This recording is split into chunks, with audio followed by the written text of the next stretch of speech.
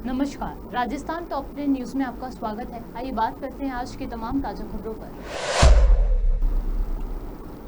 राजस्थान में सीएम भजनलाल पर कांग्रेस के साथ अब निर्दलीय विधायक यूनुस खान भी हमलावर हो गए हैं। यूनुस खान ने सीएम भजनलाल शर्मा पर तंज कसा। वसुंधरा राजे के करीबी माने जाने वाले विधायक खान ने कहा कि भजनलाल शर्मा तो भले आदमी है, लेकिन पता नहीं सरकार में कौन लोग हैं जो उनसे गलत बयानबाजी करवा रहे हैं। यूनुस खान ने विधानसभा में शुक्रवार को ERCP योजना की MOU, यमुना जल समझौता और छत्तीसगढ़ में कोयला आवंटन को लेकर भजनलाल सरकार को घेरा है। माननीय भजनलाल जी शर्मा बहुत ही भले इंसान हैं। पता नहीं कौन व्यक्ति इनसे बयानबाजी करवा रहा है।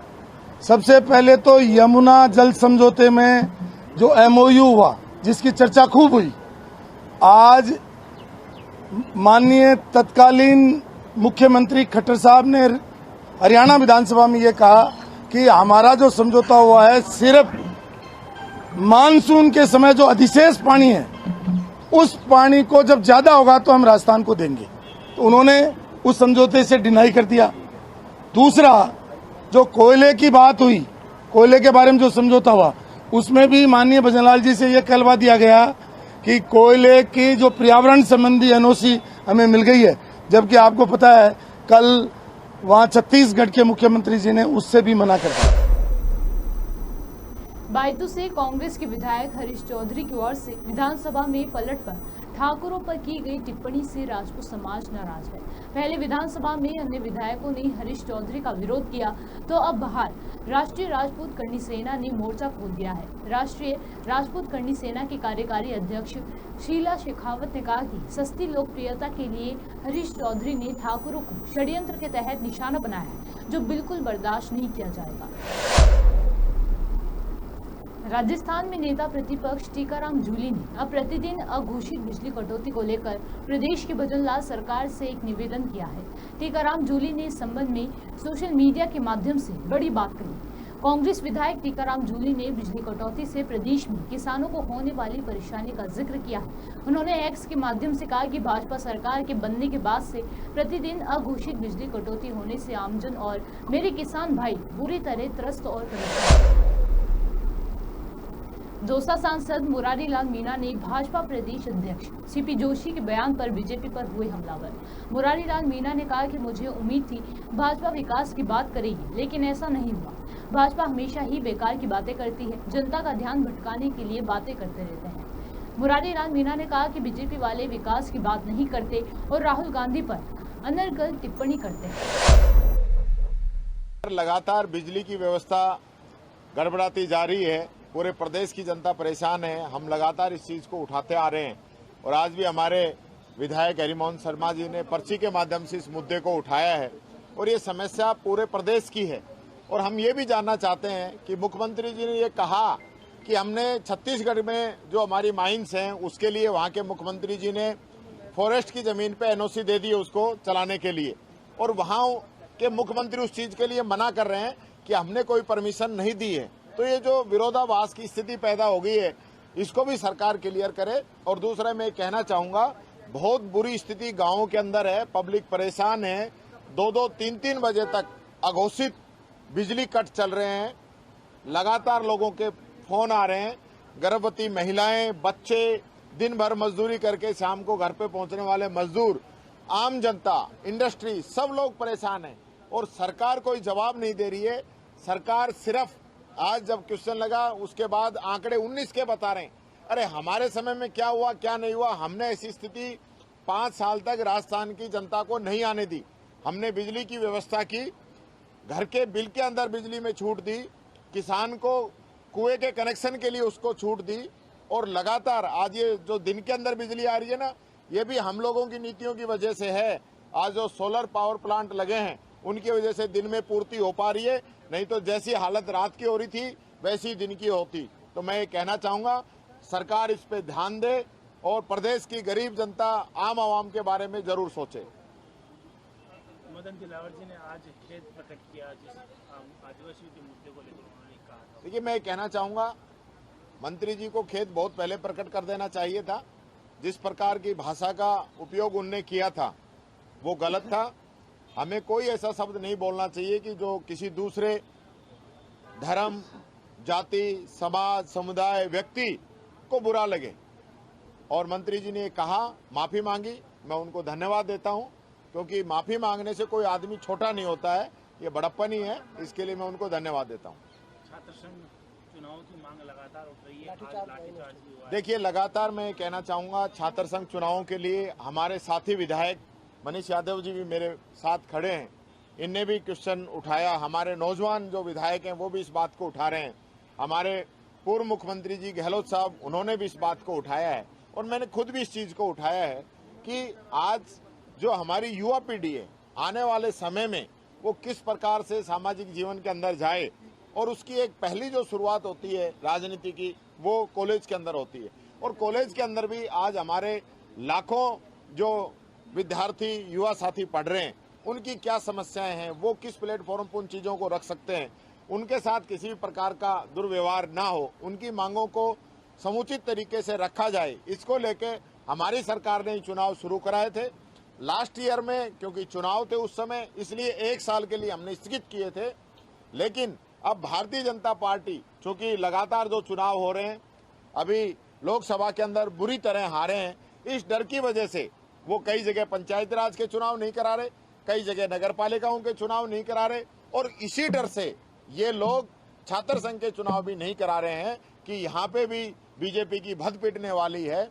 युवा जो हमारे छात्र हैं, उनको ध्यान में रखते हुए मैं पुरजोर तरीके से सरकार से मांग रखता हूं कि छात्र संघ चुनाव की तिथि जल्द से जल्द घोषित करें। मोदी साहब, एक मामला उठा है मोहना मंडी को लेकर के, इसमें ये कहा गया है कि कांग्रेस के कुछ नेताओं ने प्रेशर दिया, मैं नाम भी रखूंगा, ऐसा उन्होंने कहा। देखिए, नाम तो आप रख नहीं सकते जब तक कोई मामला उजागर नहीं हो, लेकिन मैं कहना चाहूंगा जो आवाज माननीय विधायक महोदय ने उठाई है, उसमें मंत्री जी ने पूरी जांच कराने का आश्वासन दिया है। जांच आ जाए उसके बाद बात करेंगे।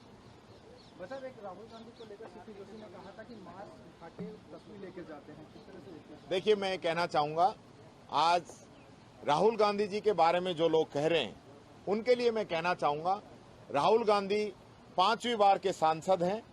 राहुल गांधी दुनिया के अंदर सबसे लंबी पैदल यात्रा, भारत जोड़ो यात्रा करने वाले व्यक्ति हैं। उन्होंने 4,500 किलोमीटर एक बार पैदल और गाड़ी और पैदल के द्वारा मणिपुर से लेकर मुंबई तक की यात्रा और कन्याकुमारी से लेकर कश्मीर तक की यात्रा उन्होंने की है। वो उस परिवार से आते हैं जिसकी एक शहादत इस देश के लिए उस परिवार ने दी है।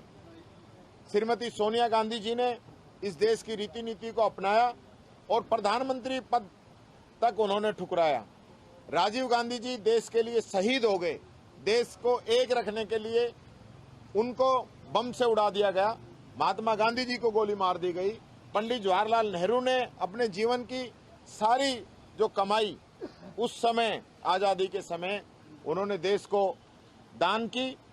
इंदिरा गांधी जी आतंकवाद को खत्म करने के लिए देश के लिए कुर्बान हो गई, मर मिट गई। आज गांधी नेहरू परिवार की जो पीढ़ी है राहुल गांधी, उसको लेकर इन लोगों के दिल के अंदर डर है, भय है। वो निडर आदमी है, उसकी इन लोगों ने लोकसभा की सदस्यता खत्म की, वापिस आया। उस व्यक्ति को इन्होंने जो नहीं कहना चाहा था वो कहा, उसके बावजूद वो व्यक्ति टिका रहा।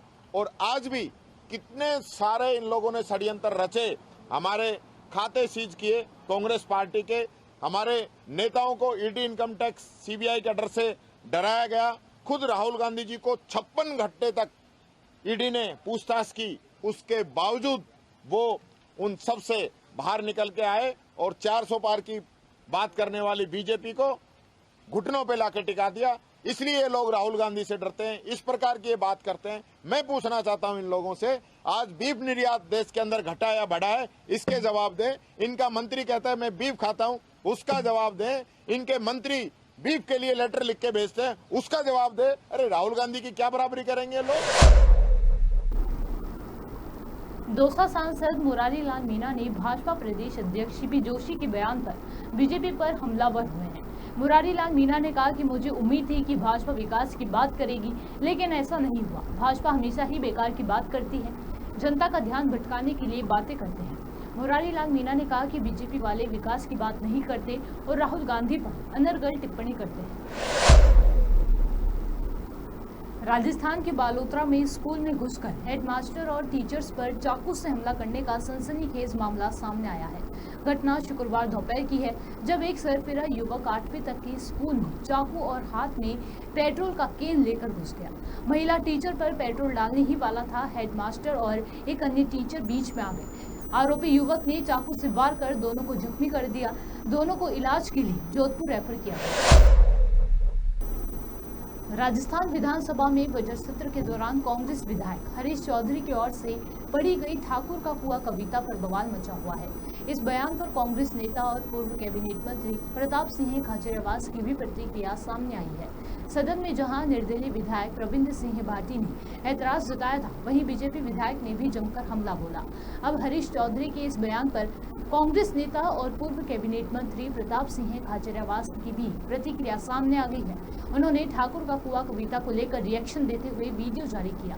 उन्होंने कहा कि ठाकुर का कुआं ने क्या गुनाह कर दिया, जो जाति और धर्म से ऊपर उठकर देश के लिए मरता है, वही तो ठाकुर का कुआं है। इस दौरान उन्होंने महावीर स्वामी, भगवान बुद्ध और राजा हरिश्चंद्र का भी जिक्र किया। बायतू विधायक हरीश चौधरी ने विधानसभा में राजपूतों पर जो बयान दिया, उसे लेकर हर ओर बवाल मचा हुआ है। राजपूत नेताओं के निशाने पर अब हरीश चौधरी खुलकर आ चुके हैं। सारे लोग यही पूछ रहे हैं कि आखिर अपने स्वार्थ के लिए हरीश चौधरी नफरत की राजनीति क्यों कर रहे हैं।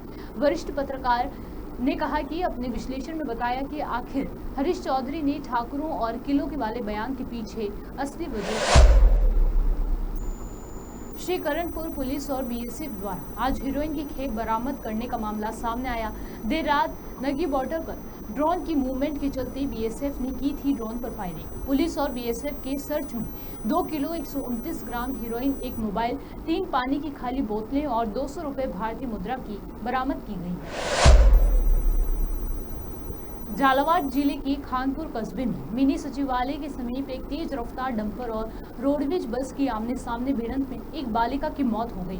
कुल 41 लोगों के घायल होने की सूचना है, जिसमें से 6 गंभीर घायलों को झालावाड़ के राजेंद्र सार्वजनिक चिकित्सालय में दाखिल करवाया गया है, जबकि शेष घायलों को खानपुर में चिकित्सालय में उपचार किया जा रहा है। हादसे में फिलहाल एक बालिका की मौत की पुष्टि हुई है, जिसकी उम्र 9 वर्ष बताई जा रही है। DCMO खानपुर।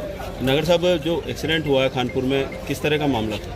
ये बस के और ट्रोले का एक्सीडेंट था, जो तुरंत प्रभाव से चिकित्सा विभाग ने और वहाँ के आम जनता ने तत्परता निभाते हुए सभी मरीजों को, सभी जो कैजुअल्टी हैं उनको तुरंत सामुदायिक स्वास्थ्य केंद्र खानपुर में पहुँचाया। तो वहाँ पर जितने भी नर्सिंग कर्मचारी, डॉक्टर्स, जितने भी वहाँ मौके पर उपस्थित थे, सभी ने अच्छे से तुरंत प्रभाव से, मतलब तत्परता से ध्यान देते हुए उनका इलाज किया और रेफर किया। उनमें से एक डेथ रिपोर्टेड है अभी तक और 9 जने रेफर कर चुके हैं। टोटल इंजर्ड कितने हैं अभी तक?